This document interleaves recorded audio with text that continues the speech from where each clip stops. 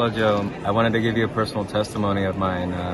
So last year I was in a drug-induced psychosis, and through a vision I had during that, I ended up coming across you and your lectures, and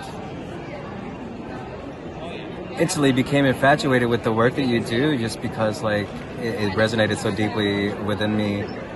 And I studied all of your lectures, and I began doing the breath work or just the meditation that you talk about. And I need you to know that I was a